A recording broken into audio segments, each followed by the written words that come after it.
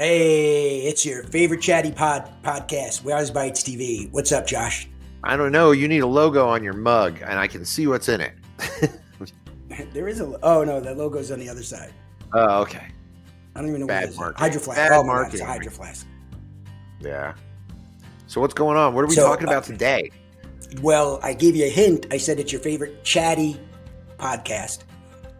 Oh, a chatty. So yeah. Oh yeah, I want to talk about that today too. ChatGPT. Yeah. Josh, so we've been using it for a while, and we talked about some of the good and the bad. But I've never used it before. What was that? I've never used it before. Never touched it. I don't touch the stuff. Chat what? You know that software that we've been testing where you can take a real person, an avatar, it's a real digital image of a person, and you know we've used AI script, AI video, and it has the person talking. Well, we can also, take a picture of you or me. Yeah. And have us do it. And we could also speak and we'll analyze our voice and then use our voice, which at that point I'm like, why don't I just do it? I can't imagine the deep fakes if I was in high school, oh my God. If this existed when I was in high school. I'm glad it didn't, and I'm glad I didn't have a smartphone. Actually, I would have known all the right things to say to the ladies back then. Yeah, you think? Yeah, I haven't tested that, but we should ask. I am still a dork that you will not talk to. I am still a dork you will not talk to, baby. We should write like a Tinder profile on chat and see what it comes up with. Maybe I could get two of my bots to date each other. I'm sorry, that's another show. And then you don't have to worry. Make two bots. Yeah, and then just drama like, free. I was a great matchmaker. Oh, look at the little bots that they had together. They're gonna name it after you, Human Josh. Oh, they had a Nintendo. So we're going to talk about some of the things it's good at and some of the things it's bad at. And for those of you who don't know what we're talking about, where have you been? I mean, this is all over the place now. And Josh and I have been talking about it, and we use it, all the time. Okay, so Can Josh, you hear us under that rock you live under? Can you hear us under the rock you live under? Yeah. Sorry about that. So, Josh, tell us some of the things that it's good at. Oh my gosh. It's amazing at scheduling. It's amazing at, and when I mean scheduling, it's amazing at helping you prepare your schedule. I've used it for that and just absolutely love it. It's great for me for organizing thoughts. Like if you have a difficult time or people say they can't understand what you're saying, we just had that in a meeting today. I call it a brain dump. Put all your thoughts and say, I'm having trouble organizing this concept, or I need help creating a task list. I need to get this done. What is the best way to do that?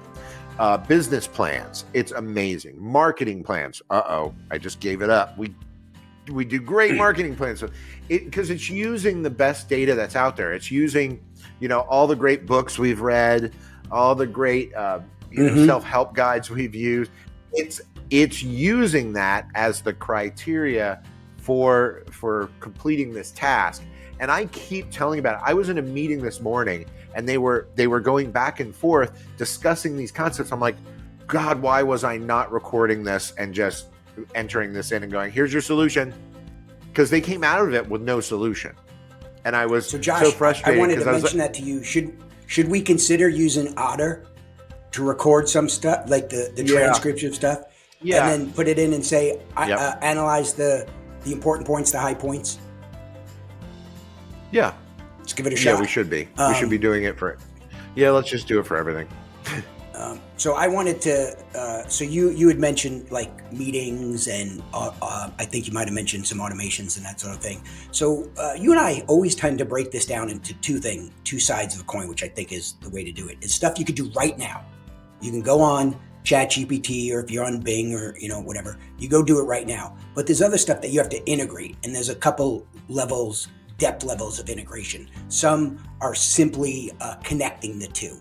Others take a little bit more programming work. And so I wanted to point out, because you said something about like calendar and your tasks and stuff. So what you're doing is you're copying some stuff, you're pasting it, or you're putting in some information. You say, hey, help me with this in one way or another. However, you can take it a step further, and you can have integrate it, with technology, integrate the two together. Have somebody do it for you, or you could contact us and we'll help you with it.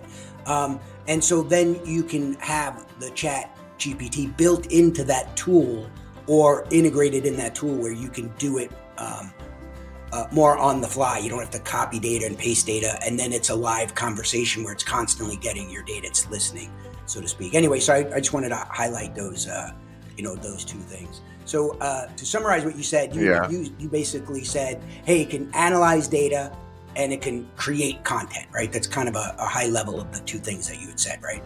Yeah. But I'm also want to throw in there coding. I don't know if you've heard, like John in our office that does a lot of computer programming is like just starting to adopt this. And he just said, is he? He goes, he developed some code, came back. He said like 6 errors, and he was been trying to troubleshoot me. He goes, maybe I'll ask. And he's like, oh my gosh. He goes, what would have taken me all weekend to solve was instant. It said, here's your 6 errors. So I wanted that's to all mention it takes. it. Once you Yes, it's the crack. Yeah, it's the crack. Yeah. So I wanted to mention it to him. I know I already. He's kind of like an old school programmer, and I was, I didn't feel like having that debate of like, no, try it. So I'm glad that you did it. I can't remember if we mentioned this or not, or if I told you. So when I was playing around and I was integrating ChatGPT with Click, CLIQ, which is part of Zoho One. For those who aren't familiar with it, it's like Zoho's version of Slack. It's a great tool. When I was integrating it with that, I had to put in some code, not my strong suit. And so I went ahead and did it, and I got an error. And I'm looking at it, and it might as well be Chinese to me, right? So it's a form of JavaScript that I think Zoho had their own flavor of it. And so I was like, oh, wait a minute. So I copy the code, I paste it, and I'm like, find the errors. And it noticed, it said, oh, this is Zoho's version of JavaScript. It's used for this, and I found 6 errors. I'm like, fix them, And so it redid the code. I copied it, pasted it. I was done. Do you know what that would have been? I mean, because I'm not a coder, I wouldn't have been able to spot it. I would have had to. You probably would have outsourced it. You'd have to pay somebody. Yeah. And go back and forth days, right? And it was done, and I did it. Yeah, so I'm glad you brought that up. The coding is really good. So what else you got, Josh? Let me just if anybody else is out there that consults at all, I have literally been in a conversation with someone that was having difficulties solving a problem, and on the fly gave them actionable, items to solve their issues. And it was like, part of me felt like, I don't want you to think I'm ignoring you. I'm trying to document exactly what you're saying to me. I felt like the shrink who's sitting there, like writing down like the things you're saying in the chair. And that's literally what I was doing. I was typing the things while you were in the chair complaining about, a business issue, and the solution came out. And I'm finding myself now when someone's talking to me, I'm like wanting to do this already. And I've been reading about people using it for therapy, which is priceless, probably dangerous, because we'll get into that, but I people wanna, using it for I that. Want to check that out. Ashton is a licensed therapist. I want to ask her. Yes. I want to put in some scenarios and see what she says. Yeah. Again, wherever its data set's coming from might be throw out to lunch. However, I just, you probably can say, based on the teachings of Sigmund Freud, would you please consult me? And then it would, Boy, we just entered in a whole nother world, didn't we? These are the things that you have to brainstorm and think about. Well, anyway, my point was, a client comes to you with a problem. Family member goes, I'm having a hard time organizing this. You are going to be the person that gets them hooked, that gets them on the Chat GPT. which is terrible branding. Can we rename it? So, Josh, just to hammer that point is use it for analyzation. I have been really impressed with it because I've taken many things so far, and I've done things like this. I'm like, analyze this for me and tell me the pros and cons, right? Or I've taken things and I've summarized it. Some of the stuff I've done not to produce anything at work, just I'm testing stuff. So I've taken several articles like from like Scientific America or American or physics.org. And I've taken something that's, it's beyond my skill set, and I've pasted it and I'm like, summarize this and explain it to me. And it's just amazing. It's just so helpful. Anyway, so analyzing I'm going to do that content. with the Book of Enoch. All right, you know what? Since you said that, I'm going to add that to one of the things it can't do. One of the limitations that I've had is you can't paste too much text. It just doesn't. Yeah, I was actually. I want. I know we're going to be talking about some other products out there. I want to know if anybody's cracked that yet, because that has been an issue. We're running into. Do you even know what the word count is? Have you run into it yet? Like what? I've asked it. Yeah, and it wouldn't. It said, as an AI language model, I can blah blah blah, but I can't, and it never gave me a concrete answer. Yeah. Sneaky bot. Yeah, but it's. I mean, I'm gonna throw 10,000 words at say that's the thing, but I don't know. It's not that. It's okay. So we, without even trying. Josh, we just segued into some of the things that it isn't perfect at. And so I'm going to go into the next one. So ChatGPT, everybody's got to know this. Like all our employees, everybody uses it, have to know it. It can sometimes give inaccurate or biased responses, right? Okay, so I'm going to leave that there for a minute. And by inaccurate and biased, I'm going to say sometimes it gives totally effed up responses. And so you have to do your due diligence to identify those. And I'm going to give you an example. So you and I would talk about something a week or so ago, and I was looking for an episode, and I couldn't remember if it was How I Met Your Mother, or I couldn't remember, right? What show it was. So I asked it, I said, find me an episode in How I Met Your Mother that mentioned Blockbuster going out of business. And so it came back, Josh, it was like this detailed thing, and it said the characters, and it said, it was episode this, whatever, season that. Barney said this, that, and the other thing. And so I'm like, let me just check this. So I Googled it.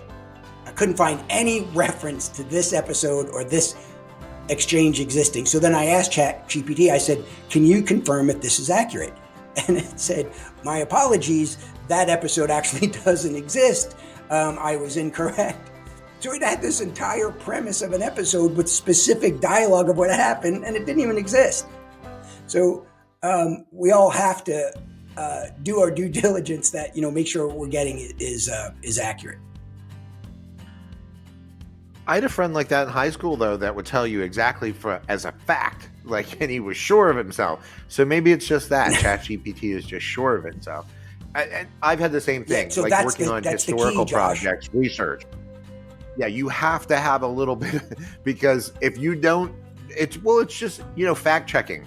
The media right now, big story out there, not fact checking or just, putting out, that I hate to use the fake news thing, but the bots can give you fake data. And I think sometimes it just doesn't know. If I don't know the answer, I'll take poetic license, because it is great. What do we use it for mostly? Creativity. Mm-hmm. So it's being creative. So it is definitely being creative. You know how we talk about prompting? It's like, this AI is prompted by, and it's as good as whoever prompted it. It might be the pre-setup. Like you and I always talk how we're constantly learning. There'll be garbage in, garbage out. People will say something and be like frustrated with the response they get, and then go, "Oh, ChatGPT is terrible." And I'm like, well, what you asked it to do, that doesn't even make sense to me. I don't understand what you're asking it to do.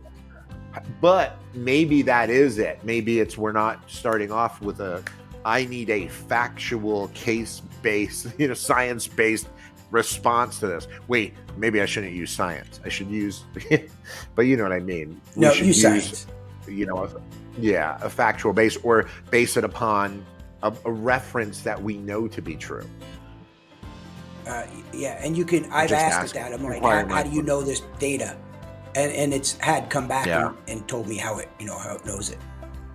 But yeah, remember sometimes we were researching a historical character we're aware of, and they were completely wrong and actually cited the books, and then we had to point out that book was wrong, and then it thanks you though. It's always nice. Yeah. But there are going to be people that the point I don't wanted do to make the is work. that when you do question it, it comes back for me 100% of the time with "Oops, I screwed up."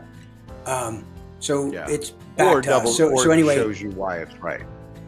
Yeah, so you might have seen like some articles, right, that ChatGPT hallucinates. That's basically what it sometimes it does. Anyway, everybody, that's one of the limitations, and that has to be noted when you're working. So the other thing is its training data is up until somewhere in 2021. I know they're going to update this imminently, and as of right now, it doesn't have information.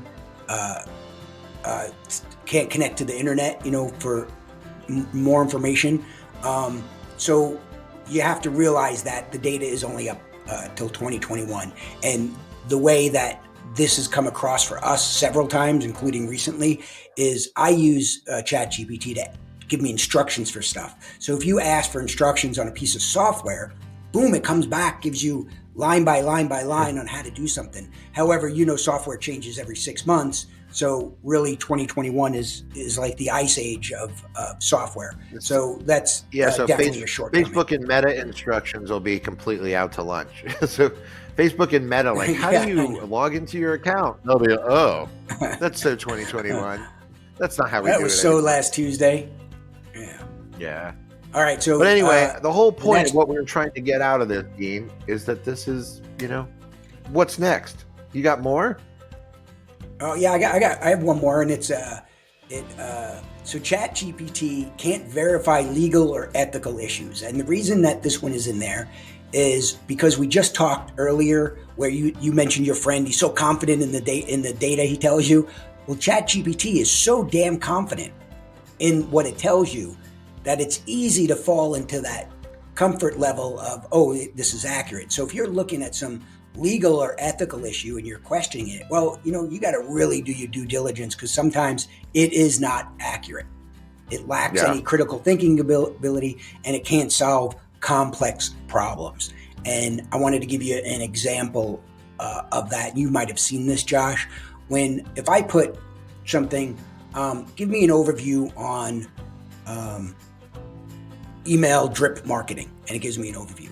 And I was like, okay, now tell me more about this piece of that you just said. And it gives me 3 or 4 things. I'm like, okay, on number 4, give me a list of examples and why it's important. And all of a sudden you're getting deeper and deeper and deeper. But what happens is it loses track of how the conversation started, that it was tell me about drip marketing. So after you get deeper and you go off on a tangent, it now starts talking like that was the topic the whole time.